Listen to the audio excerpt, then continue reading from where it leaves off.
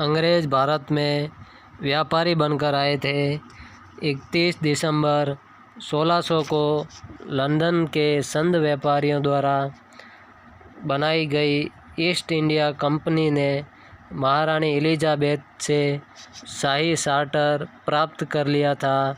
उस चार्टर के द्वारा कंपनी को आरंभ में 15 वर्ष की अवधि के लिए भारत तथा दक्षिणी पूर्व एशिया के कुछ क्षेत्रों के साथ व्यापार करने का एकाधिकार दे दिया गया था।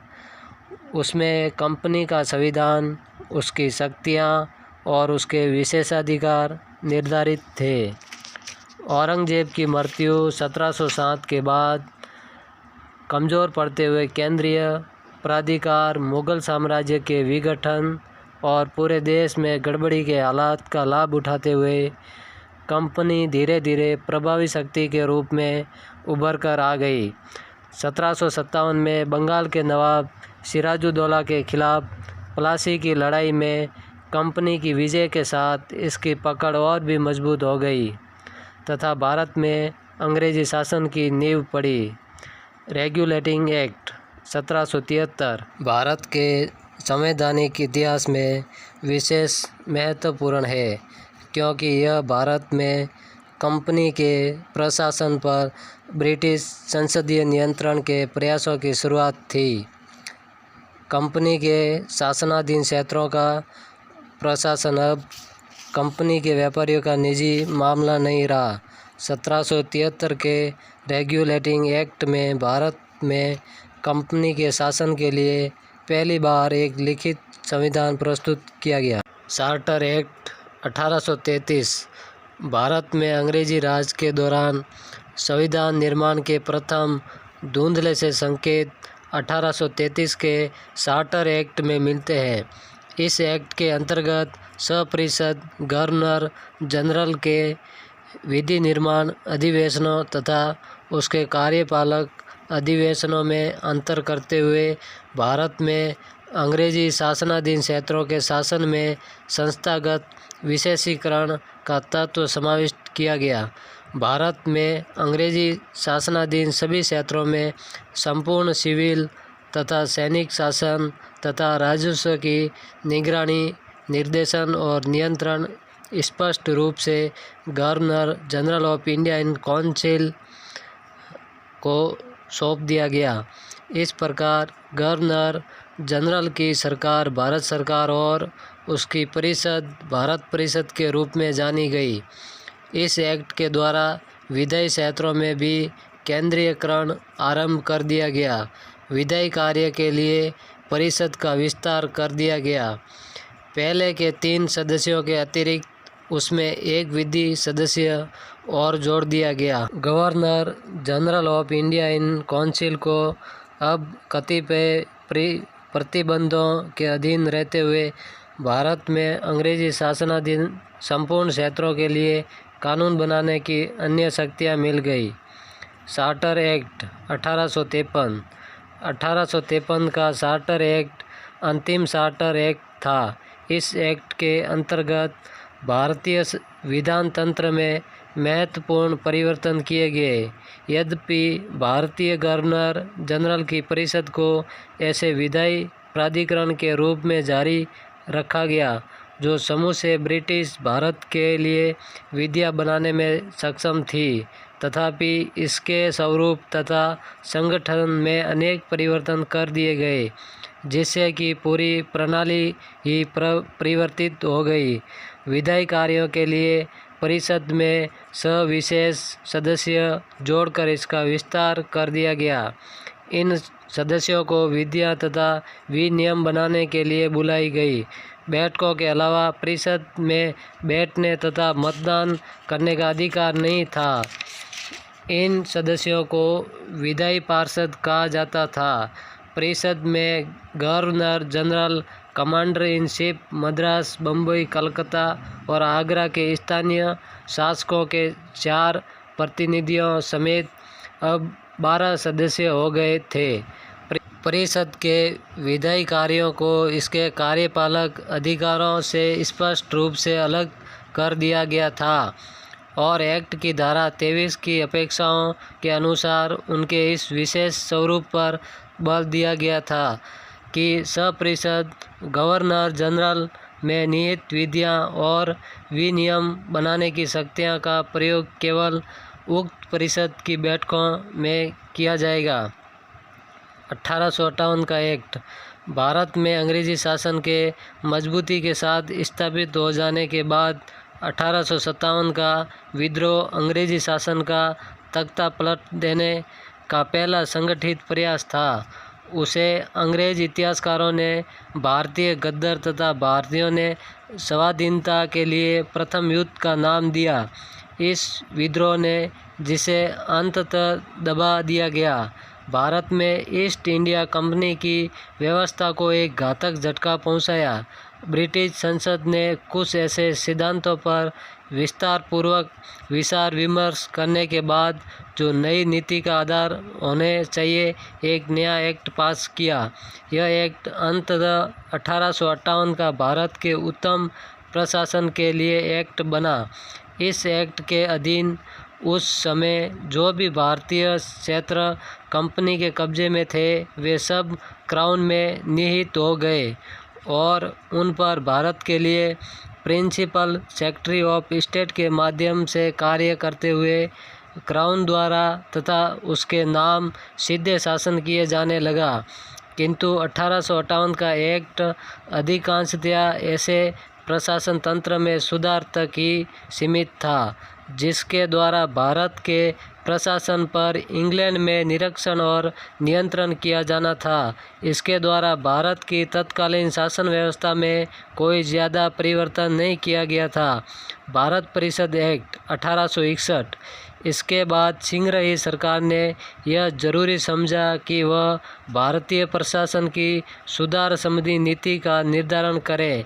यह ऐसे साधनों तथा उपायों पर विचार करे जिसके द्वारा देश के जनमत से निकट संपर्क स्थापित किया जा सके और भारत की सलाहकार परिषद में यूरोपीय तथा भारतीय गैर सरकारी सदस्यों को शामिल किया जा सके ताकि सरकार द्वारा प्रस्तावित विधानों के बारे में बाहरी जनता के विचारों तथा भावनाओं की अभिव्यक्ति यथासमय हो सके। 1861 का भारतीय परिषद एक्ट भारत के संवैधानिक इतिहास में एक महत्वपूर्ण और युगांतरकारी घटना है। यह दो मुख्य कारणों से महत्वपूर्ण है। एक तो यह कि इसने गवर्नर जनरल को अपनी विस्तारित परिषद में भारतीय जनता के प्रतिनिधियों को नामजद करके उन्हें विधायी कार्य से संबद्ध करने का अधिकार दे दिया। दूसरा यह कि इसने गवर्नर जनरल की परिषद की विधायी शक्तियों का विकेंद्रीकरण कर दिया तथा उन्हें बम्बई तथा मद्रास की सरकारों में निहित कर दिया। गवर्नर जनरल की कार्यपालिका परिषद का विस्तार कर दिया गया। उसमें एक 5वां सदस्य सम्मिलित कर दिया गया। उसके लिए न्यायिक होना जरूरी था। विधायी कार्यों के लिए कम से कम 6 तथा अधिक से अधिक 12 अतिरिक्त सदस्य सम्मिलित किए गए। उसमें से कम आधे सदस्यों का गैर सरकारी होना जरूरी था। यद्यपि एक्ट में इसका स्पष्ट रूप से संबंध नहीं किया गया था, तथापि विधान परिषद के गैर सरकारी सदस्यों में भारतीयों को भी शामिल किया जा सकता था। वास्तव में 1862 में गवर्नर जनरल लॉर्ड कैनिंग ने नवसंगठित विधान परिषद में 3 भारतीयों, पटियाला के महाराजा, बनारस के राजा और सर दिनकर राव को नियुक्त किया। भारत में अंग्रेजी राज की शुरुआत के बाद पहली बार भारतीयों को विधायी कार्य के साथ जोड़ा गया।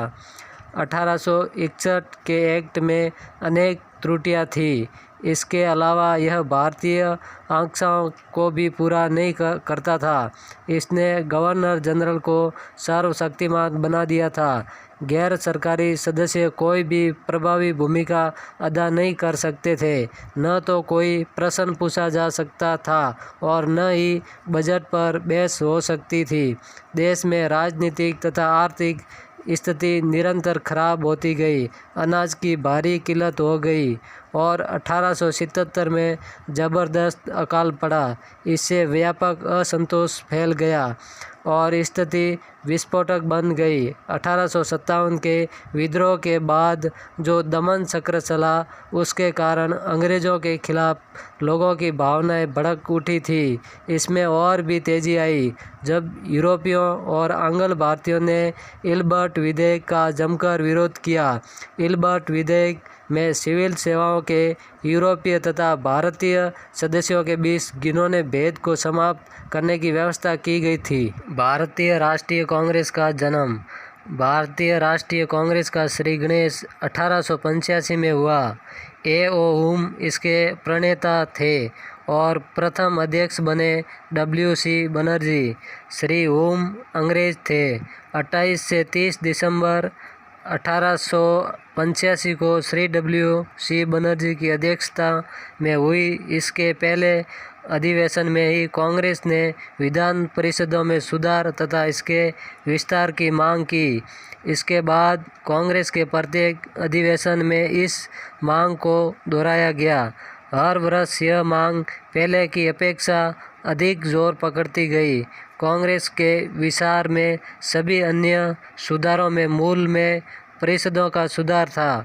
कांग्रेस के 5वें अधिवेशन 1889 में इस विषय पर बोलते हुए श्री सुरेंद्रनाथ बनर्जी ने कहा था, यदि आपकी यह मांग पूरी हो जाती है तो आपकी अन्य सभी मांगें पूरी हो जाएगी। इस पर देश का समूचा भविष्य तथा हमारी प्रशासन व्यवस्था का भविष्य निर्भर करता है।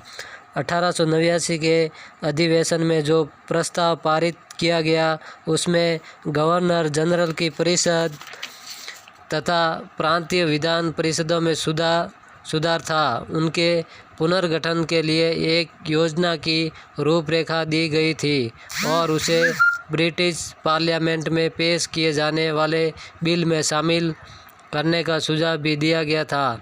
इस योजना में अन्य बातों के साथ साथ यह मांग की गई थी कि भारत में 21 वर्ष के ऊपर के सभी पुरुष ब्रिटिश नागरिकों को मताधिकार तथा गुप्त मतदान पद्धति द्वारा मतदान करने का अधिकार दिया जाए।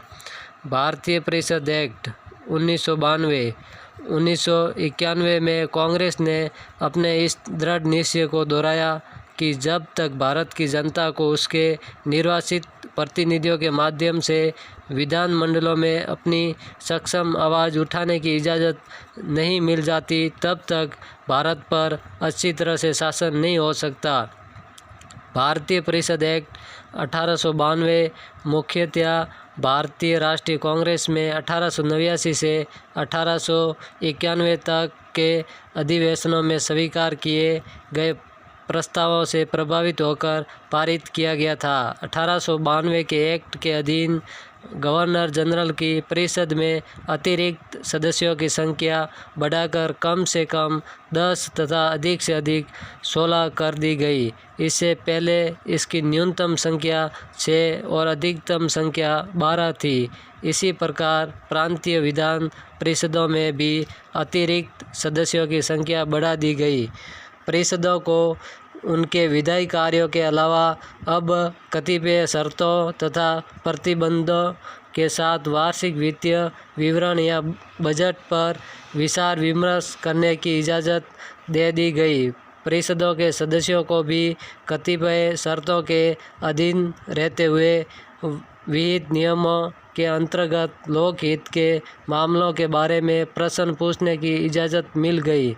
1892 का एक्ट निश्चित रूप से 1861 के एक्ट की अपेक्षा एक समुन्नत एक्ट था, क्योंकि इसके द्वारा विधान परिषद में प्रतिनिधित्व का फुट दे दिया गया था और परिषद के कार्यों का विस्तार करके इसके काम पर लगे प्रतिबंधों को कुछ हद तक शिथिल कर दिया गया था। परिषद में निर्वाचित सदस्यों के प्रवेश से इसके जीवन में एक नए युग का सूत्रपात हो गया। स्वराज ही लक्ष्य। कांग्रेस ने 1906 के अधिवेशन में घोषणा की कि इसका अंतिम लक्ष्य स्वराज है। धर्मपंथियों के अनुसार इसका अर्थ था अंग्रेजी साम्राज्य के अधीन संसदीय स्वशासन और अतिवादियों के लिए इसका अर्थ था स्वाधीनता। इसने विधान परिषदों के तुरंत विस्तार की मांग भी की ताकि जनता का और अधिक तथा वस्तुतः प्रभावी प्रतिनिधित्व हो सके और देश के वित्तीय तथा कार्यकारी प्रशासन पर और अधिक नियंत्रण हो सके। एक और राष्ट्रीय आंदोलन में गर्मपंथियों की शक्ति बढ़ती जा रही थी, तो दूसरी ओर भारतीय राष्ट्रीय कांग्रेस में नरमपंथी लोग देश के कार्य संचालन में भारतीयों के लिए अधिक तथा और प्रभावी प्रतिनिधित्व के लिए अनथक अभियान चला रहे थे। इसे देखते हुए तत्कालीन secretary of state for India lord Morley तथा तत्कालीन वायसराय लॉर्ड मिंटो ने मिलकर 1906 तथा 1908 के दौरान कतिपय संवैधानिक सुधार प्रस्ताव तैयार किए। इन्हें आमतौर पर मिंटो मार्ले सुधार प्रस्ताव कहा जाता है।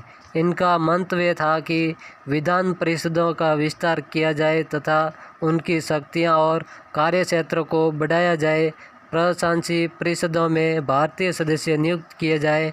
जहां पर ऐसे परिषदें नहीं हैं वहां पर ऐसी परिषदें स्थापित की जाए और स्थानीय स्वशासन प्रणाली का और विकास किया जाए। भारतीय परिषद एक्ट 1909 के एक्ट और इसके अधीन बनाए गए विनियमों द्वारा परिषदों तथा उनके कार्यक्षेत्र का और अधिक विस्तार करके उन्हें अधिक प्रतिनिधित्व एवं प्रभावी बनाने के लिए उपबंध किए गए। सदस्यों की संख्या दोगुनी अथवा दोगुनी से भी ज़्यादा कर दी गई। भारतीय विधान परिषद गवर्नर जनरल की परिषद के अतिरिक्त सदस्यों की अधिकतम संख्या 16 1992 के एक्ट के अधीन से बढ़ाकर 60 कर दी गई। इसमें प्रशासनिक पार्षद सम्मिलित नहीं थे, वे पदेन सदस्य थे। इस एक्ट के अधीन अप्रत्यक्ष निर्वाचन के सिद्धांत को मान्यता दी गई, किंतु यह निर्णय किया गया कि भारत की परिस्थितियों में क्षेत्रीय प्रतिनिधित्व जनता के लिए उपयुक्त नहीं है और वर्गों तथा हितबंद व्यक्तियों के माध्यम से प्रतिनिधित्व देना ही भारतीय विधान परिषदों का गठन करते समय निर्वाचन सिद्धांत को मूर्त रूप देने की एकमात्र व्यवहारिक विधि होगी। तथापि निर्वाचित सदस्यों की अनुपूर्ति के लिए सरकारी सदस्यों की नियुक्ति के लिए तथा गैर सरकारी सदस्यों की नियुक्ति के लिए नामजदगी का उपबंध बनाया रखा गया ताकि जिन लोगों को निर्वाचन के द्वारा प्रतिनिधित्व देना अव्यवहारिक प्रतीत होता था उन्हें प्रतिनिधित्व दिया जा सके। निर्वाचित सदस्य ऐसे निर्वाचन क्षेत्र से चुने जाने थे तथा नगरपालिकाएं, जिला तथा स्थानीय बोर्ड, विश्वविद्यालय, वाणिज्य तथा व्यापार संघ मंडल और जमींदारों या चाय बागान मालिकों जैसे लोगों के समूह ऐसे नियम बना दिए गए जिससे सभी प्रांतीय विधान परिषदों में गैर सरकारी सदस्यों का बहुमत हो, किंतु केंद्रीय विधान परिषद में सरकारी सदस्यों का ही बहुमत बना रहे। इस विनियमों में मुस्लिम संप्रदाय के लिए पृथक निर्वाचक मंडल तथा पृथक प्रतिनिधित्व की व्यवस्था भी कर दी गई। इस प्रकार पहली बार सांप्रदायिक प्रतिनिधित्व के घातक सिद्धांत का सूत्रपात हुआ। इस एक्ट के द्वारा लागू किए गए सुधार जिम्मेदार सरकार की मांग को न तो पूरा करते थे और न ही पूरा कर सकते थे, क्योंकि उसके अधीन स्थापित परिषदों में जिम्मेदारी का अभाव था, जो जन निर्वाचित सरकार की विशेषता होती है। मॉन्टेग्यू घोषणा 20 अगस्त 1917 को तत्कालीन secretary of state for India की मॉन्टेग्यू ने हाउस ऑफ कॉमन्स में इस ऐतिहासिक वक्तव्य दिया। अंग्रेजी राज के दौरान भारत के उतार चढ़ाव वाले इतिहास में पहली बार इस वक्तव्य के द्वारा भारत में जिम्मेदार सरकार की स्थापना का वादा किया गया। मॉटफोर्ड रिपोर्ट 1918 भारतीय संवैधानिक सुधार समिति रिपोर्ट मोंटेग्यू सैमफोर्ड या मोंटेफोर्ड रिपोर्ट के नाम से जानी जाती हैं। उसे secretary of state for India की मोंटेग्यू तथा भारत के वायसराय लॉर्ड सैमफोर्ड ने संयुक्त रूप से तैयार किया था। वह जुलाई 1918 में प्रकाशित की गई। इस रिपोर्ट में स्वशासी डोमिनियन के दर्जे की मांग की पूर्ण अपेक्षा की गई। उल्टे उसमें अति अनिष्टकर ढंग से पृथक निर्वाचक मंडल संबंधी उन रियासतों को मोंटेग्यू सैमफोर्ड सुधारों का आधार बना दिया गया जिन पर कांग्रेस और लीग के बीच 1916 में हुई लखनऊ समझौते के अधीन कांग्रेस सहमत हो गई थी।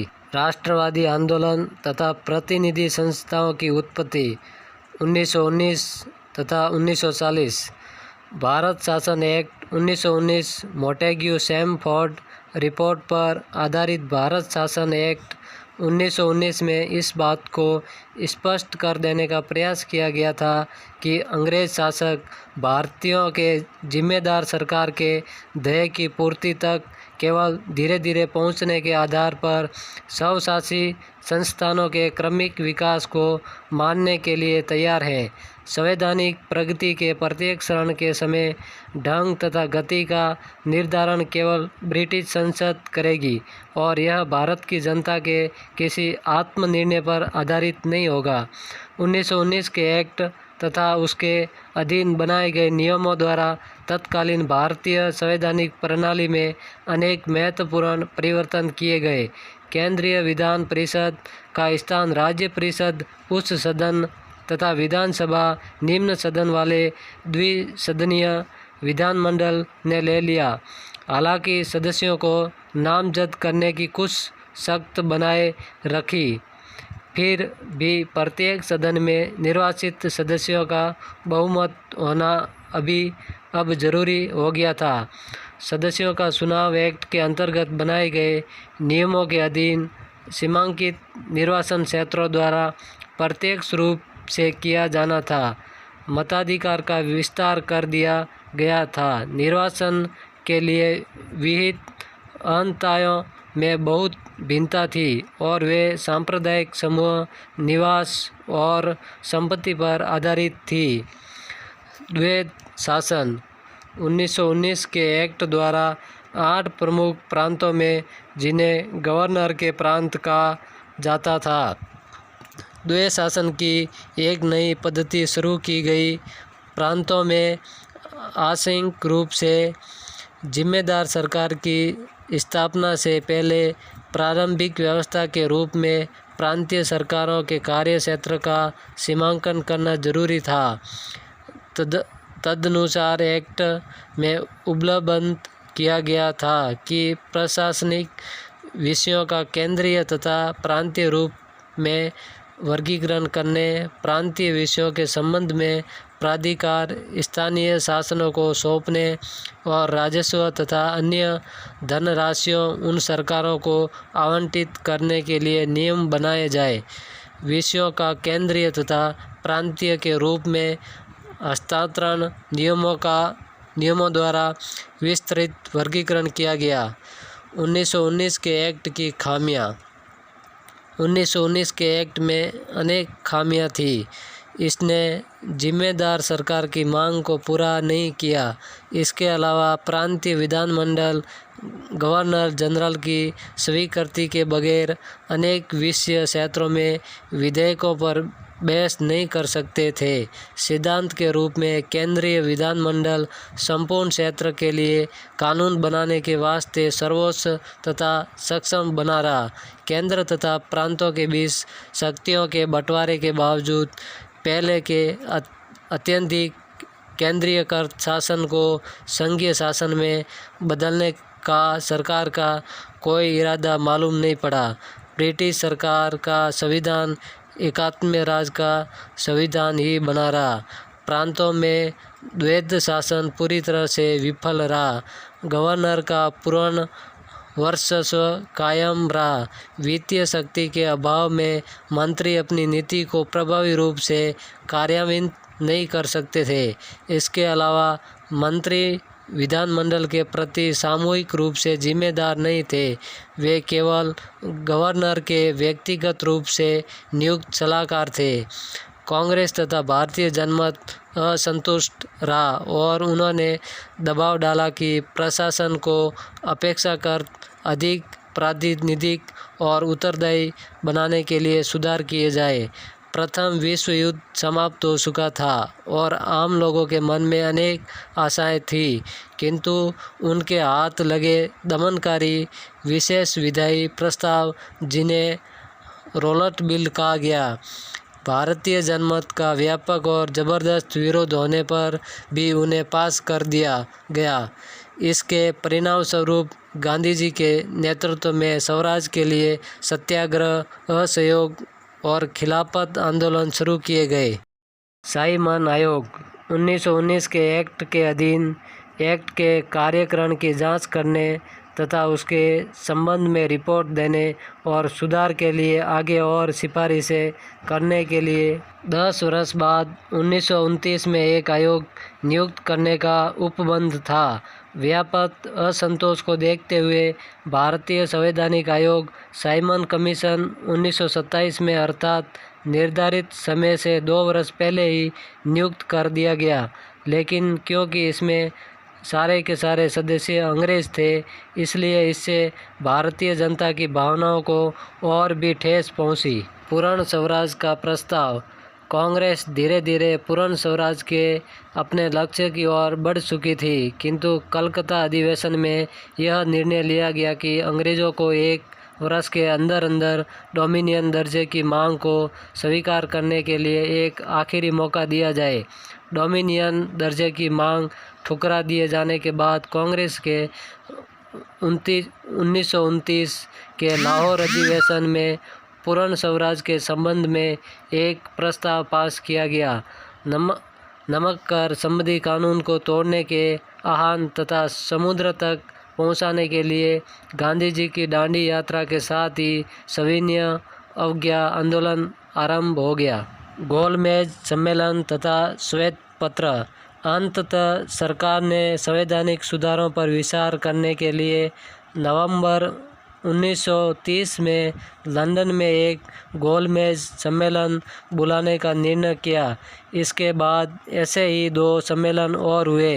3 गोलमेज सम्मेलनों के बाद ब्रिटिश सरकार ने मार्च 1933 में एक श्वेत पत्र प्रकाशित किया।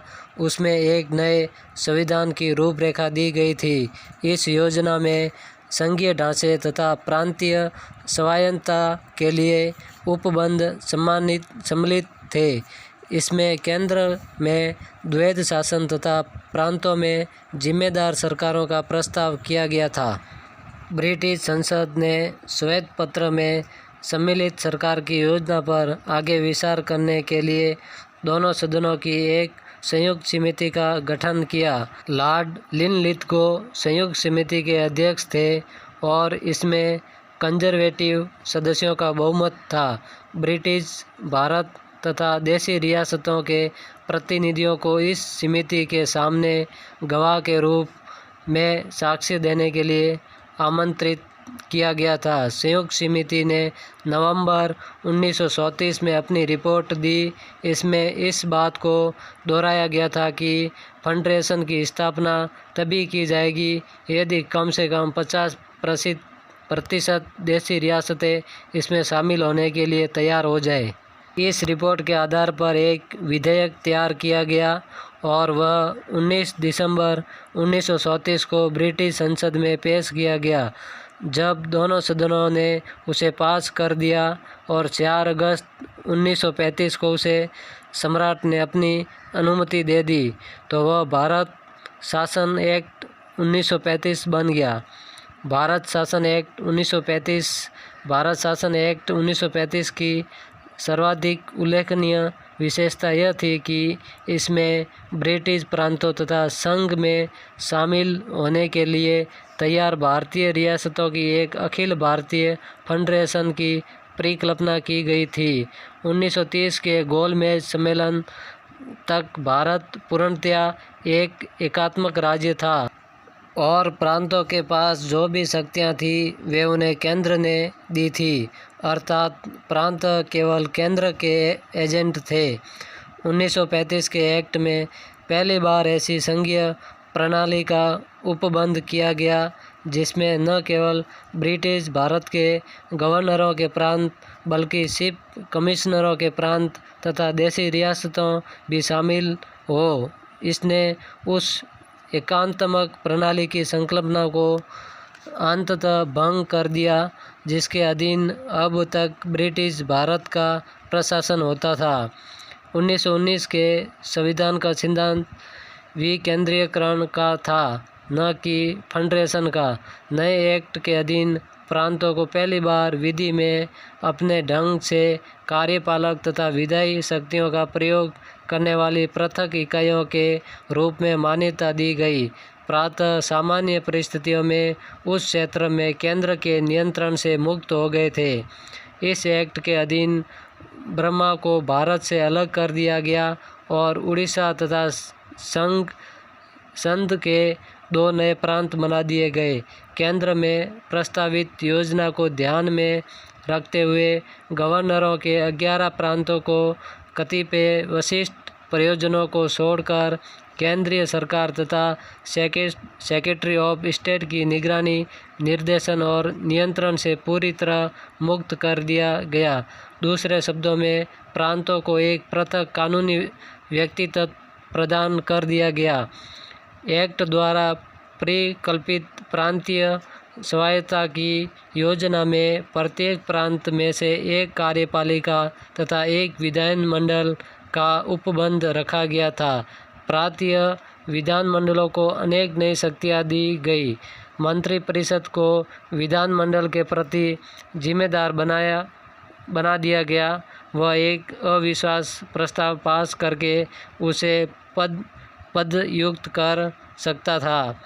विधानमंडल प्रश्नों तथा अनुपूरक प्रश्नों के माध्यम से प्रशासन पर कुछ नियंत्रण रख सकता था, किंतु विधानमंडल लगभग 80% अनुदान मांगों को स्वीकार या अस्वीकार नहीं कर सकता था।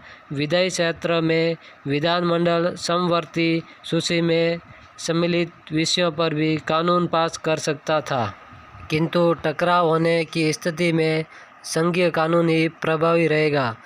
भारत शासन एक्ट 1935 के अधीन संवैधानिक योजना का संघीय भाग अत्यधिक अव्यावहारिक था।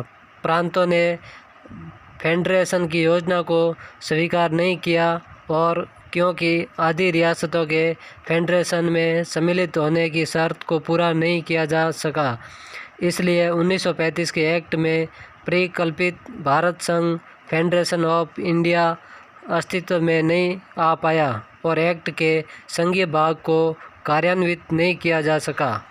भारत शासन एक्ट 1935 के अधीन प्रांतीय विधानमंडलों के चुनाव फरवरी 1937 में कराए गए। चुनावों में कांग्रेस की एक बार फिर जबरदस्त जीत हुई। कुल मिलाकर कांग्रेस को 836 सामान्य स्थानों में से 715 स्थानों प्राप्त हुए। मुस्लिम लीग मुसलमानों के लिए आरक्षित स्थानों पर तथा मुस्लिम बहुसंख्यक प्रांतों में भी बुरी तरह पराजित हो गई। वस्तुतः यह 482 मुस्लिम स्थानों में से केवल 51 स्थान ही प्राप्त कर सकी। कांग्रेस को मद्रास, संयुक्त प्रांत, बिहार, मध्य प्रांत और उड़ीसा में स्पष्ट बहुमत प्राप्त हो गया और यह मुंबई में कुल स्थानों में से लगभग आधे स्थानों पर विजयी रही। असम तथा उत्तर पश्चिम सीमांत प्रांत में यह सबसे बड़ी पार्टी के रूप में उभर कर आई। पंजाब में यूनियनिस्ट पार्टी को स्पष्ट बहुमत मिला। बंगाल तथा सिंध में अनेक छोटे छोटे ग्रुप बन गए। भारत के संवैधानिक इतिहास में भारत शासन एक्ट 1935 का एक बहुत ही महत्वपूर्ण तथा स्थायी स्थान है। इस एक्ट के द्वारा देश को एक लिखित संविधान देने का प्रयास किया गया था। हालांकि भारत की जनता या उनके प्रतिनिधियों का इस दस्तावेज के निर्माण में कोई हाथ नहीं था और इसमें अनेक गंभीर खामियां थी। फिर भी इस बात से इनकार नहीं किया जा सकता कि कुल मिलाकर तथा कई दृष्टियों से यह एक प्रगतिशील कदम था। सदियों के बाद भारतीयों को अपने देश के प्रशासन को चलाने में कुछ हिस्से जिम्मेदारी संभालने का अवसर मिला था। प्रांतों में निर्वाचित प्रतिनिधियों द्वारा लोकप्रिय मंत्रिमंडल बनाए गए। वे विधानमंडलों के प्रति उत्तरदायी थे। प्रधानमंत्री, प्रीमियम तथा मंत्री मिनिस्टर जैसे शब्दों का पहली बार प्रयोग किया गया और प्रधानमंत्री की प्राथमिकता को मान्यता दी गई।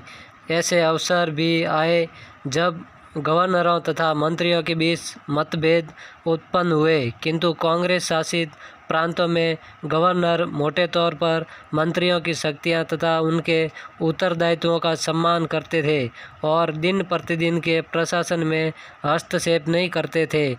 मंत्रीगण भी अपने कर्तव्यों को बड़ी योग्यता, निष्पक्षता और निष्ठा की भावना के साथ निभाते थे।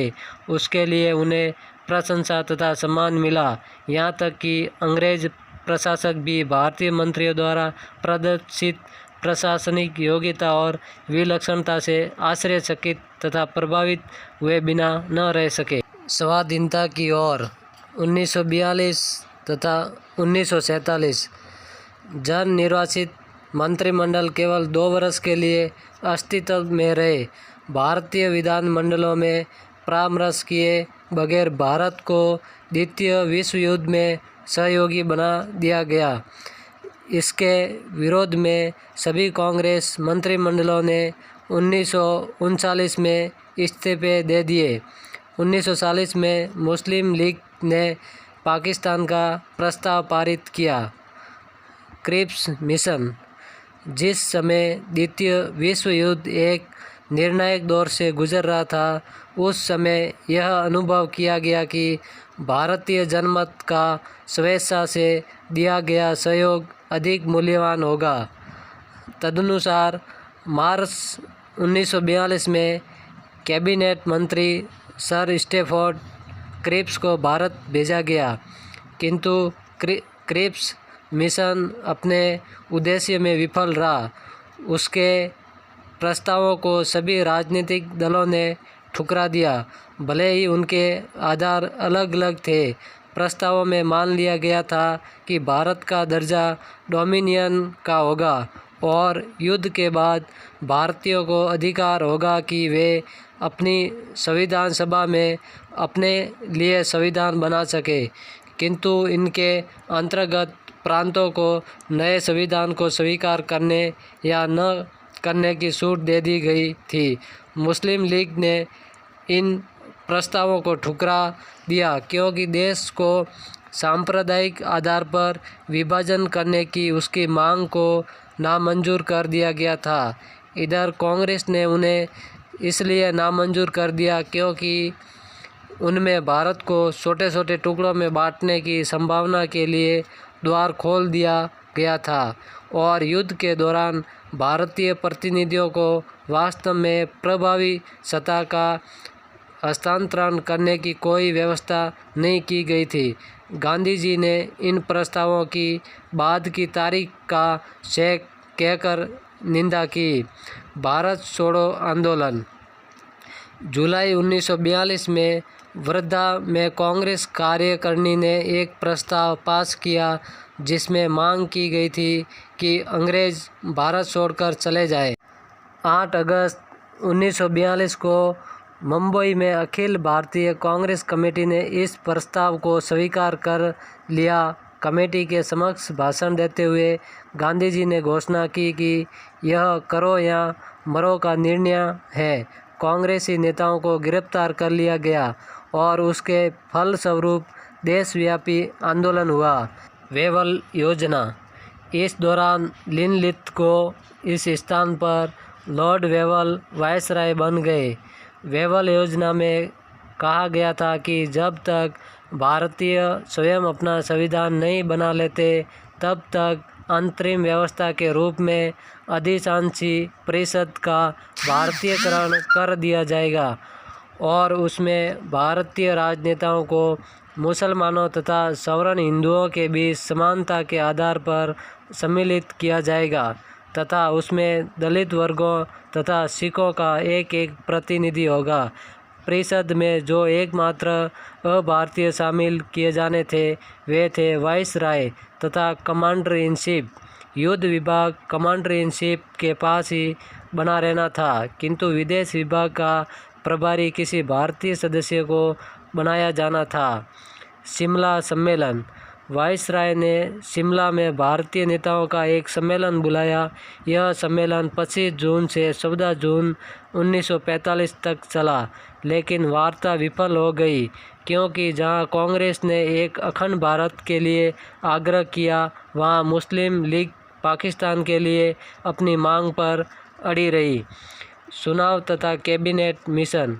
भारत में केंद्रीय विधानसभा के चुनाव जो बहुत पहले हो जाने चाहिए थे, अंततः 1945 की अंतिम तिमाही में कराए गए। प्रांतीय विधानसभाओं के चुनाव अप्रैल 1946 तक पूरे हो गए। कांग्रेस ने भारत छोड़ो प्रस्ताव का मुद्दा बनाकर और मुस्लिम लीग ने पाकिस्तान को मुद्दा बनाकर चुनाव लड़ा। नतीजे से पता चला कि कांग्रेस को 8 प्रांतों असम, बिहार, बम्बई, मध्य प्रांत, मद्रास, उत्तर पश्चिम सीमांत प्रांत, उड़ीसा और संयुक्त प्रांत में पूर्ण बहुमत प्राप्त हुआ। शेष 3 प्रांतों में कांग्रेस दूसरी सबसे बड़ी पार्टी थी। कांग्रेस को केंद्रीय विधानसभा में भी निर्वाचित स्थानों पर 102 में से 56 पर विजय प्राप्त हुई, किंतु जहां सामान्य निर्वाचन क्षेत्रों में कांग्रेस सफलताओं का रिकॉर्ड अत्यधिक प्रभावी रहा और वस्तुतः 1947 के परिणामों के मुकाबले पार्टी की स्थिति में सुधार हो गया, वहां आरक्षित मुसलमान निर्वाचन क्षेत्रों में उसकी स्थिति बहुत खराब रही। जिस समय भारत में प्रांतीय विधानसभाओं के चुनाव हो रहे थे, उस समय 19 फरवरी 1945 को लॉर्ड पैट्रिक लॉरेंस ने पार्लियामेंट में घोषणा की कि कैबिनेट मंत्रियों का एक विशेष मिशन, जिसमें विदेश मंत्री, व्यापारी मंडल के अध्यक्ष स्टैफोर्ड क्रिप्स और फर्स्ट लॉर्ड ऑफ एडमिनिस्ट्री ए.बी. क्लेंजेडर सम्मिलित होंगे। वाइसराय के साथ मिलकर कार्य करने के लिए भारत आएगा। मिशन मार्च 1946 से मई 1946 तक भारत में रहा। पाकिस्तान को एक पृथक प्रभुता संपन्न राज्य बनाए जाने की मांग को मिशन ने अव्यवहार्य कहा और उसे अस्वीकार कर दिया, क्योंकि उसके अनुसार पाकिस्तान में काफ़ी बड़ी तादाद में गैर मुस्लिम लोग होंगे और मुसलमानों की बहुत बड़ी आबादी पाकिस्तान से बाहर भारत में रह जाएगी। कैबिनेट मिशन ने कांग्रेस के असंगठित फेडरेशन की योजना को भी इस आधार पर अस्वीकार कर दिया कि उसमें संवैधानिक असुविधाएं तथा विसंगतियां थी। उसने त्रितलीय ढांचे की सिफारिश की, जिसमें भारत संघ को सबसे ऊपर, प्रांतों के समूहों को 20 में और प्रांतों तथा देशी रियासतों को सबसे नीचे रखा गया था। कैबिनेट मिशन ने सिफारिश की कि संविधान का मूल स्वरूप इस प्रकार होना चाहिए। नंबर 1, एक भारत संघ का गठन हो, उसमें ब्रिटिश भारत और देशी रियासतों दोनों शामिल हो तथा जो निम्नलिखित विषयों के संबंध में कार्यवाही करे: विदेश कार्य, रक्षा और संचार, और उसके पास उपरोक्त विषयों के लिए अपेक्षित धन जुटाने की आवश्यक शक्तियाँ होनी चाहिए। नंबर 2, संघ की एक कार्यपालिका तथा विधायिका हो, जिसमें ब्रिटिश भारत तथा देशी रियासतों के प्रतिनिधि हो। विधानमंडल में यदि किसी प्रमुख सांप्रदायिक विषय को उठाने वाला प्रश्न हो तो उसका निपटान दोनों प्रमुख संप्रदायों में से प्रत्येक के उपस्थित तथा मतदान कराने वाले प्रतिनिधियों के बहुमत से एवं उपस्थित तथा मतदान करने वाले सभी सदस्यों के बहुमत से किया जाना चाहिए। नंबर 3, संघ से संबंधित विषयों से इतर सभी विषय तथा सभी अविशिष्ट अधिकार प्रांतों में निहित होने चाहिए। नंबर 4, संघ को सौंपे गए विषयों तथा अधिकारों से इतर सभी विषय तथा अधिकार राज्यों के पास रहेंगे। नंबर 5, प्रांतों को कार्यपालिका तथा विधायिका के साथ समूह बनाने की छूट होनी चाहिए और प्रत्येक समूह सर्वमान्य प्रांतीय विषयों का निर्धारण कर सकता है। नंबर 6, संघ तथा समूहों के संविधानों में एक ऐसा उपबंध होना चाहिए जिसके द्वारा कोई भी प्रांत अपनी विधानसभा के बहुमत से 10 वर्ष की प्रारंभिक अवधि के बाद और उसके पश्चात प्रत्येक 10 वर्ष के अंतराल पर संविधान की शर्तों पर पुनः विचार करने के लिए कह सके। इन सुझावों को देते समय कैबिनेट मिशन ने इस बात को स्पष्ट कर दिया कि इसका उद्देश्य किसी संविधान का विवरण निर्धारित करना नहीं है, बल्कि उस तंत्र को सक्रिय बनाना है जिसके द्वारा भारतीयों के लिए संविधान तय किया जा सके। यह सिफारिश करना जरूरी हो गया क्योंकि कैबिनेट मिशन को विश्वास हो गया था कि जब तक ऐसा नहीं किया जाता तब तक दोनों प्रमुख समुदायों को संविधान निर्माण के तंत्र की स्थापना में शामिल करने की आशा नहीं की जा सकती थी। अंतरिम सरकार। प्रथम अंतरिम राष्ट्रीय सरकार की घोषणा 24 अगस्त 1946 को की गई। इसमें Pandit Jawaharlal Nehru, Sardar Vallabh Bhai Patel, doctor Rajendra Prasad, Asif Ali, Sharad Chandra Bose, doctor John Mathai, sir Safat Ahmed Khan, Jagjivan Ram, Sardar Baldev Singh, Syed Ali, Zaheer Singh, Rajagopalachari और डॉक्टर CS भाभा शामिल थे। कानूनी तौर पर वे सब वायसराय की कार्यकारिणी के सदस्य थे और वायसराय परिषद का अध्यक्ष था, किंतु पंडित नेहरू को परिषद का उपाध्यक्ष बनाया गया था। उन्होंने तथा उनके 11 सहयोगियों ने 2 सितंबर 1946 को पद की शपथ ग्रहण की। इस समूह में 3 मुसलमान थे। मुस्लिम लीग के बाद में शामिल होने के लिए द्वार खुला रखा गया था। अक्टूबर के अंत तक वायसराय लीग को सरकार में लाने के प्रयास में किसी न किसी प्रकार सफल हो गए। 26 अक्टूबर को सरकार का पुनर्गठन किया गया। आरंभ में लिए गए 3 सदस्यों सैयद अली, जहीर, शरद चंद्र बोस और सर सफात अहमद खां को परिषद से हटा दिया गया और मुस्लिम लीग के 5 प्रतिनिधियों को उसमें शामिल कर लिया गया। इस प्रकार लीग सरकार में हिस्सेदारी बन गई। माउंटबेटन योजना। मार्च 1947 में लॉर्ड लुई माउंटबेटन को सत्ता के निर्बाध हस्ताक्षर की व्यवस्था करने के लिए नए वायसराय के रूप में भेजा गया। वे 22 मार्च 1947 को भारत पहुँचे।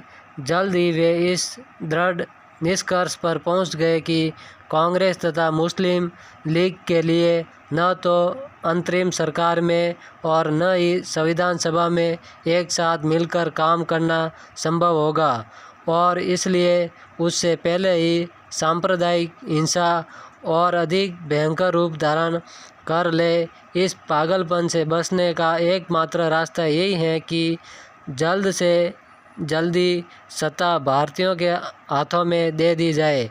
यह बात पहले ही स्पष्ट होती जा रही थी कि देश का विभाजन टाला नहीं जा सकता और ज़बरदस्त उथल पुथल, अराजकता और गृह युद्ध से बचने का यही एकमात्र विकल्प है। कांग्रेस भी धीरे धीरे इन नतीजे पर पहुंचने लगी थी कि देश का विभाजन अवश्य भावी है। तदनुसार उन्होंने इस कार्य के लिए 15 अगस्त 1947 का दिन नियत किया। माउंटबेटन ने विभाजन की योजना तैयार की और ब्रिटेन में विरोधी दलों के नेताओं से विचार विमर्श करने के बाद 3 जून 1947 को एक नया नीति विषयक बयान जारी किया गया। उसमें माउंटबेटन योजना को स्पष्ट रूप से समझाया गया था। इस बयान में सम्मिलित योजना के अंतर्गत देश के विभाजन की अनिवार्यता को स्वीकार किया गया था। इस बयान के अनुसार वर्तमान संविधान सभा द्वारा बनाए गए संविधान को अन्य इच्छुक क्षेत्रों पर थोपा नहीं जा सकता था। अतः ऐसे क्षेत्रों की इच्छाओं का पता लगाने के लिए कि क्या वे पृथक संविधान सभा चाहते हैं, एक प्रक्रिया निर्धारित की गई। इस समूची योजना का वास्तविक परिणाम तथा प्रभाव यही होना था कि भारत का विभाजन भारत तथा पाकिस्तान के रूप में कर दिया जाए। माउंटबेटन की योजना के आधार पर ब्रिटिश संसद ने भारतीय स्वतंत्रता विधेयक 1947 पारित किया। इसमें 2 डोमिनियनों की स्थापना के लिए 15 अगस्त 1947 की तारीख निर्धारित की गई। इसमें भारत का क्षेत्रीय विभाजन भारत तथा पाकिस्तान के रूप में करने तथा बंगाल और पंजाब में 2-2 प्रांत बनाए जाने का प्रस्ताव किया गया। पाकिस्तान को मिलने वाले क्षेत्रों को छोड़कर ब्रिटिश भारत में सम्मिलित सभी प्रांत भारत में सम्मिलित माने गए। पूर्व बंगाल, पश्चिमी बंगाल, सिंध और असम का सिलट जिला पाकिस्तान में सम्मिलित होना था। भारत में महामहिम की सरकार का उत्तरदायित्व तथा भारतीय रियासतों पर महामहिम का अधिराजस्व 15 अगस्त 1947 को समाप्त हो जाएगा। भारतीय रियासतों इन दोनों में से किसी भी डोमिनियन में शामिल हो सकती थी। प्रत्येक डोमिनियन के लिए एक पृथक गवर्नर जनरल होगा और उसे महामहिम द्वारा नियुक्त किया जाएगा, जो डोमिनियन की सरकार के प्रयोजनों के लिए महामहिम का प्रतिनिधित्व करेगा। प्रत्येक डोमिनियन के लिए एक पृथक विधानमंडल होगा जिसे विधियां बनाने का पूरा प्राधिकार होगा तथा ब्रिटिश संसद उसमें कोई हस्तक्षेप नहीं कर सकेगी। डोमिनियनों की सरकार के लिए अस्थायी उपबंध के द्वारा दोनों संविधान सभाओं को संसद द्वारा दर्जा तथा डोमिनियन विधानमंडल की पूर्ण शक्तियां प्रदान की गई। इसमें गवर्नर जनरल को अधिनियम के प्रभावी प्रवर्तन के लिए ऐसी व्यवस्था करने हेतु जो उसे आवश्यक तथा समशीन प्रतीत हो अस्थायी आदेश जारी करने का प्राधिकार दिया गया। अंततः इसमें सेक्रेटरी ऑफ स्टेट की सेवाओं तथा भारतीय सशस्त्र बल, ब्रिटिश स्थल सेना, नौसेना और वायुसेना पर महामहिम की सरकार का अधिकार क्षेत्र तथा प्राधिकार जारी रहने की शर्तें निर्दिष्ट की गई थी। भारतीय स्वतंत्रता अधिनियम के अनुसार 14-15 अगस्त को भारत तथा पाकिस्तान की 2 डोमिनियनों का गठन हो गया। कहा जा सकता है कि 14-15 अगस्त 1947 को देश के विभाजन तथा उसकी स्वतंत्रता के साथ ही भारत की संविधान सभा कैबिनेट मिशन योजना के बंधनों से मुक्त हो गई और एक पूर्णतया प्रभुसत्ता संपन्न निकाय तथा देश में ब्रिटिश संसद के पूर्ण प्राधिकार तथा उसकी सत्ता की पूर्ण उत्तराधिकारी बन गई। इसके अलावा 3 जून की योजना की स्वीकृति के बाद भारतीय डोमिनियन के मुस्लिम लीग पार्टी के सदस्यों ने भी विधानसभा में अपने स्थान ग्रहण कर लिए। कुछ भारतीय रियासतों के प्रतिनिधि पहले ही 28 अप्रैल 1947 को विधानसभा में आ चुके थे। 15 अगस्त 1947 तक अधिकांश रियासतों के प्रतिनिधि विधानसभा में आ गए और शेष रियासतों ने भी यथा समय अपने प्रतिनिधि भेज दिए। इस प्रकार संविधान सभा भारत में सभी रियासतों तथा प्रांतों की प्रतिनिधि तथा किसी भी बाहरी शक्ति के आधिपत्य से मुक्त पूर्ण प्रभुत्व संपन्न निकाय बन गई। संविधान सभा भारत में लागू ब्रिटिश संसद द्वारा बनाए गए किसी भी कानून को, यहाँ तक कि भारतीय स्वतंत्रता एक्ट को भी रद्द अथवा परिवर्तित कर सकती थी। संविधान सभा का विधिवत उद्घाटन नियत दिन सोमवार 9 दिसंबर 1946 को प्रातः 11 बजे हुआ। संविधान सभा का सत्र कुछ दिन चलने के बाद नेहरू जी ने 13 दिसंबर 1946 को ऐतिहासिक उद्देश्य प्रस्ताव पेश किया। सुंदर शब्दों में तैयार किए गए उद्देश्य प्रस्ताव के प्रारूप में भारत के भावी प्रभुसत्ता संपन्न लोकतांत्रिक गणराज्य की रूपरेखा दी गई थी। इस प्रस्ताव में एक संघीय राज्य व्यवस्था की परिकल्पना की गई थी, जिसमें अवशिष्ट शक्तियां स्वायत्त इकाइयों के पास होती और प्रभुता जनता के हाथों में। सभी नागरिकों को सामाजिक, आर्थिक और राजनीतिक न्याय परिस्थिति की अवसर की और कानून के समक्ष समानता, विचारधारा, अभिव्यक्ति, विश्वास, आस्था, पूजा, व्यवसाय, संगत और कार्य की स्वतंत्रता की गारंटी दी गई और इसके साथ ही अल्पसंख्यकों, पिछड़े तथा जनजातीय क्षेत्रों तथा दलितों और अन्य पिछड़े वर्गों के लिए पर्याप्त रक्षा उपाय रखे गए। इस प्रकार इस प्रस्ताव ने संविधान सभा को इसके मार्गदर्शी सिद्धांत तथा दर्शन दिए, जिनके आधार पर इसे संविधान निर्माण का कार्य करना था। अंततः 22 जनवरी 1947 को संविधान सभा ने इस प्रस्ताव को स्वीकार कर लिया। डॉक्टर राजेंद्र प्रसाद ने अपने समापन भाषण में विचार व्यक्त किया कि संविधान सभा सब मिलाकर एक अच्छा संविधान बनाने में सफल रही है और उन्हें विश्वास है कि यह देश की ज़रूरतों को अच्छी तरह से पूरा करेगा। किंतु उन्होंने इसके साथ यह भी कहा, यदि लोग जो सुनकर आएंगे योग्य, चरित्रवान और ईमानदार हुए तो वे दोषपूर्ण संविधान को भी सर्वोत्तम बना देंगे। यदि उनमें इन गुणों का अभाव हुआ तो संविधान देश की कोई मदद नहीं कर सकता। आखिरकार एक मशीन की तरह संविधान भी निर्जीव है। इसमें प्राणों को संचार उन व्यक्तियों के द्वारा होता है जो इस पर नियंत्रण करते हैं तथा इसे चलाते हैं, और भारत को इस समय ऐसे लोगों की ज़रूरत है जो ईमानदार हो तथा जो देश के हित को सर्वोपरि रखे। हमारे जीवन में विभिन्न तत्वों के कारण विघटनकारी प्रवृत्ति उत्पन्न हो रही है।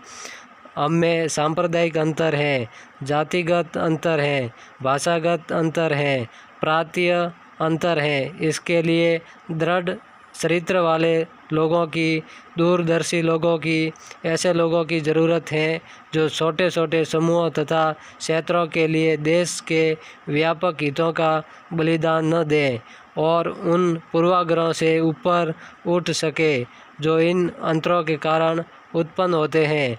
हम केवल यही आशा कर सकते हैं कि देश में ऐसे लोग प्रचुर संख्या में सामने आएंगे। भारत में राष्ट्रीय आपात की 3 घोषणाएं की गई हैं।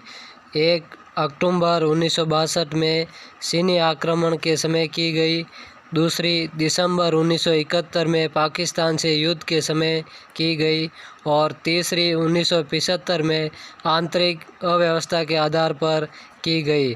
आपात की अवधियों के दौरान अनेक विधियों के अधीन संघ सरकार ने असाधारण शक्तियाँ ग्रहण कर ली और संसद ने संविधान संशोधन पारित किए।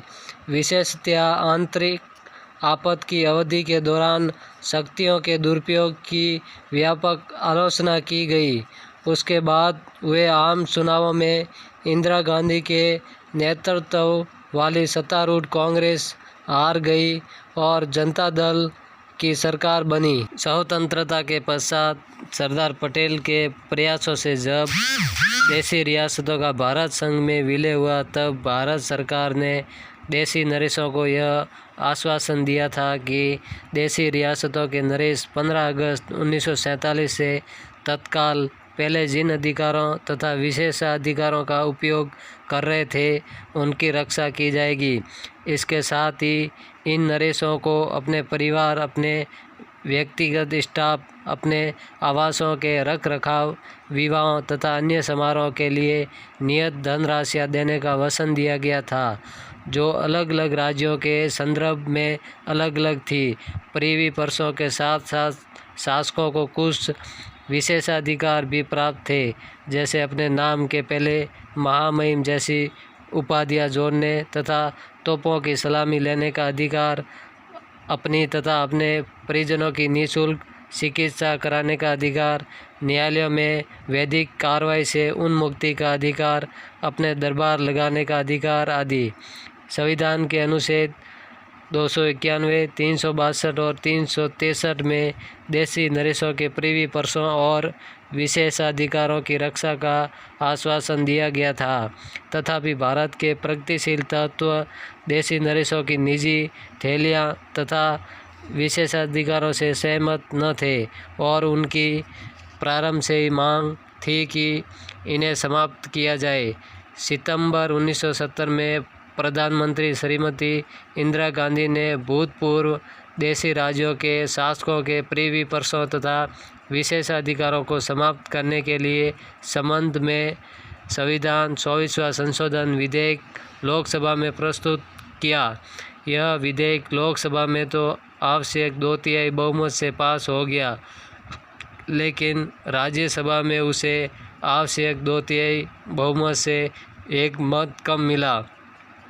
इस पर 6 सितंबर 1970 को राष्ट्रपति ने अपने आदेश द्वारा भूतपूर्व देशी नरेशों की मान्यता समाप्त कर दी और इस प्रकार उन्हें उनके प्रिवी पर्सों तथा विशेषाधिकारियों से वंचित कर दिया गया। ग्वालियर, उदयपुर, नाभा आदि कुछ नरेशों ने उच्चतम न्यायालय में याचिका दायर की कि वह राष्ट्रपति के आदेश को अवैध घोषित कर दे। उच्चतम न्यायालय ने 15 दिसंबर 1970 को बहुमत से भूतपूर्व नरेशों की मान्यता समाप्त करने विषयक राष्ट्रपति के आदेश को अवैध घोषित कर दिया। इस पर लोकसभा को भंग कर दिया गया तथा ताज़ा चुनावों की घोषणा की गई। 1971 के आरंभ में लोकसभा के 5वें महानिर्वाचन में भारी बहुमत से विजय प्राप्त करने के पश्चात श्रीमती इंदिरा गांधी ने संविधान 26वां संशोधन विधेयक 1971 द्वारा देशी नरेशों के प्रिवी पर्सों तथा विशेषाधिकारों को समाप्त करने का निर्णय किया। इस अधिनियम को लोकसभा ने 2 दिसंबर 1971 को तथा राज्यसभा ने 9 दिसंबर 1971 को अंगीकृत किया तथा राष्ट्रपति ने उस पर 31 दिसंबर 1971 को अपनी स्वीकृति दे दी। इस अधिनियम ने संविधान के अनुच्छेद 291 तथा 362 को, जो देशी नरेशों के प्रिवी पर्सों तथा विशेषाधिकारों के संबंध में थे, रद्द कर दिया और अनुच्छेद 363 के बाद 363 क संख्या के एक नए अनुच्छेद को जोड़ने का प्रावधान किया। इस नए अनुच्छेद में कहा गया कि संविधान अथवा तत्समय प्रभावी विधि की किसी बात के बावजूद संविधान 26वां संशोधन अधिनियम 1971 के आरंभ के पहले राष्ट्रपति ने देशी रियासत के किसी शासक को अथवा उसके किसी उत्तराधिकारी को जो मान्यता दे रखी थी, वह संविधान 26वां संशोधन अधिनियम के लागू होने पर समाप्त हो गई। साथ ही इस संशोधन अधिनियम के लागू होने पर देशी नरेशों को दी जाने वाली निजी थैली की राशि भी समाप्त हो गई। भविष्य में भी किसी व्यक्ति को ऐसी कोई राशि नहीं दी जाएगी। संविधान 26वां संशोधन अधिनियम 1971 ने संविधान में अनुच्छेद 367(22) में परिवर्तन करके देशी नरेशों की परिभाषा भी बदल दी और प्रावधान किया कि देशी रियासत रियासतों के शासक का अर्थ होगा यह वह व्यक्ति जो संविधान 26वां संशोधन अधिनियम 1971 के लागू होने के पहले राष्ट्रपति द्वारा देशी रियासत के शासक के रूप में अभिज्ञात था। गांधी जी ग्राम राज्य के पक्षधर थे। उनका मानना था कि स्वाधीन भारत की राजनीतिक व्यवस्था में ग्राम ही केंद्र में होना चाहिए और वही व्यवस्था की इकाई माना जाना चाहिए। गांधी जी चाहते थे कि देश की पंचायती राज संस्थाओं को अधिक मजबूत और प्रभावी बनाया जाए, किंतु डॉक्टर अंबेडकर ने संविधान सभा में पंचायतों की बड़ी तीखी आलोचना की। उनके विचार से पंचायतें भ्रष्टाचार, संकीर्णता और पिछड़ेपन की प्रतीक रही हैं और आधुनिक संवैधानिक शासन में उनका कोई स्थान नहीं होना चाहिए। अंत में एक समझौते के रूप में और गांधी के प्रति समादर दिखाते हुए संविधान सभा ने राज्य नीति के निर्देशक तत्वों के अंतर्गत अनुच्छेद 40 में पंचायतों का उल्लेख कर दिया। अनुच्छेद कहता है कि राज्य ग्राम पंचायतों का संगठन करने के लिए कदम उठाएगा और उनको ऐसी शक्तियां प्राधिकार प्रदान करेगा जो उन्हें स्वायत्त शासन की इकाइयों के रूप में कार्य करने योग्य बनाने के लिए आवश्यक हो। इस अनुच्छेद को कई दशकों तक कोई महत्व नहीं दिया गया। प्रधानमंत्री राजीव गांधी ने पंचायत के सशक्तिकरण में विशेष रुचि ली और संविधान में आवश्यक संशोधन करने की दिशा में एक ठोस और गंभीर कदम उठाया। ग्राम पंचायतों और नगरपालिकाओं के लिए 2 संविधान संशोधनों 64 और 65 का प्रारूप तैयार किया, किंतु इसकी यह कहकर कड़ी आलोचना की गई कि यह राज्यों की सत्ता को किनारे कर सीधे पंचायतों से संघ सरकार का तालमेल बैठाने की कोशिश थी।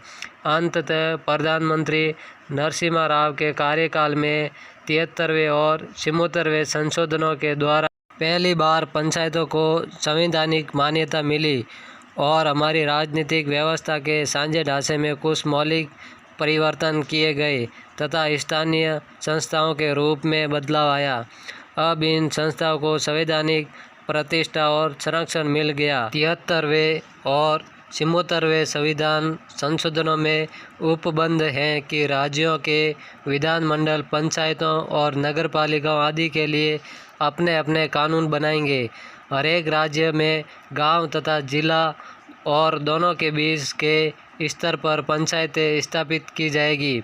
जिन राज्यों की जनसंख्या 20 लाख से अधिक नहीं है उनमें 20 के स्तर पर पंचायतों की आवश्यकता नहीं होगी। महत्वपूर्ण बात यह है कि अब पंचायतों को अधिक समय के लिए स्थगित अथवा निरस्त नहीं किया जा सकेगा, क्योंकि 6 महीने के भीतर चुनाव करना अनिवार्य होगा। दूसरे सभी पंचायतों में महिलाओं को, अनुसूचित जातियों और अनुसूचित जनजातियों को आरक्षण प्राप्त होगा। पंचायतों का 5 वर्ष का निश्चित कार्यकाल होगा। उनका अपना बजट होगा, कर लगाने की शक्ति होगी तथा उनकी अपने विषय और अधिकार क्षेत्रों की सूची 11वीं सूची होगी। पंचायतें अपने अपने क्षेत्रों के लिए आर्थिक विकास की योजनाएं बना सकेगी और उन्हें कार्यान्वित कर सकेगी। पंचायतों के चुनाव कराने के लिए प्रत्येक राज्य में एक राज्य निर्वाचन आयुक्त की नियुक्ति होगी तथा हर 5वें वर्ष पंचायतों की आर्थिक स्थिति का जायजा लेने के लिए वित्त आयोग बिठाया जाएगा। इसी प्रकार 74वें संविधान संशोधन में नगर पंचायत, नगर पालिका आदि के विषय में रूपरेखा दी गई है और प्रत्येक राज्य से अपेक्षा की गई है कि वह अपने अपने कानून बनाए। आरक्षण, निर्वाचन, कर लगाने की शक्ति, आर्थिक विकास के लिए योजना बनाने और लागू करने की शक्ति, वित्त आयोग की स्थापना, निश्चित कार्यकाल आदि के मामले में उपबंध लगभग वैसे ही हैं जैसे 73वें संशोधन में पंचायतों के लिए दिए गए हैं। संघ तथा राज्यों के बीच विधायी शक्तियों के वितरण में ग्रामीण और शहरी दोनों इलाकों में स्थानीय शासन को पूर्णतया राज्य सूची में रखा गया है। 73वें और 74वें संशोधनों में भी यह दायित्व राज्यों की विधायकों को सौंपा गया था कि वह पंचायतों, नगरपालिकाओं आदि की स्थापना के लिए तथा उन्हें अधिकार देने के लिए आवश्यक विधियां बनाए। जो वर्तमान स्थिति है उनमें सभी राज्यों ने अपनी अपनी विधियां बना ली है। यह कोई सरल कार्य नहीं था कि भारत जैसे देश के अतीत आकार और प्रकृति को रास आने वाले संविधान और राजनीतिक प्रणाली का गठन और अंगीकरण किया जाए। संविधान का जो रूप निखर कर सामने आया उसमें सुबद्धता तथा जीवंतता से परिपूर्ण राज्य व्यवस्था को संजोया गया और लोकतंत्र, समतावाद, पंथ निरपेक्षता तथा विधि के शासन को महत्ता दी गई। समाजवादी समाज व्यवस्था को लाने के लिए योजनाबद्ध विकास पर बल दिया गया।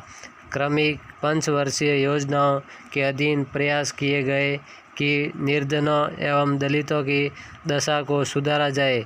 वैज्ञानिक एवं औद्योगिक बुनियादी ढांचे का निर्माण किया जाए। कृषि के क्षेत्र में क्रांति लाई जाए। उद्योग को बहुआयामी बनाया जाए और औद्योगिक क्षमता तथा उत्पादन को द्रुत गति दी जाए। ढेर सारी उपलब्धियां हैं। कोई 600 से अधिक देशी रियासतों का एकीकरण किया गया। शरणार्थियों को पुनः बसाया गया। जमींदारों का उन्मूलन किया गया तथा अन्य भूमि सुधार किए गए। भारत में पुर्तगाल तथा फ्रांस के अधीन क्षेत्रों को आज़ाद कराया गया। हैदराबाद तथा जम्मू कश्मीर की रियासतों का विलय भारत संघ में कराया गया। अपने दो पड़ोसी देशों के अनेक आक्रमणों का सामना किया गया। गुट निरपेक्षता एवं शांतिपूर्ण सह अस्तित्व के ठोस सिद्धांतों वाली सार्थक विदेश नीति का विकास किया गया। भारत के दर्शन तथा नेतृत्व को एक साथ 100 से भी अधिक राष्ट्रों ने स्वीकार किया। विश्व के सबसे विशाल लोकतंत्र में आम चुनाव कराए गए। अनेक बार एक पार्टी से दूसरी पार्टी के हाथ में शांतिपूर्ण ढंग से सत्ता सौंपी गई। हमारी राज्य व्यवस्था पर बाहरी तथा भीतरी विद्वेषी शक्तियों ने अनेक हिसाब, तनाव व दबाव डाले, पर भारत डिगा नहीं।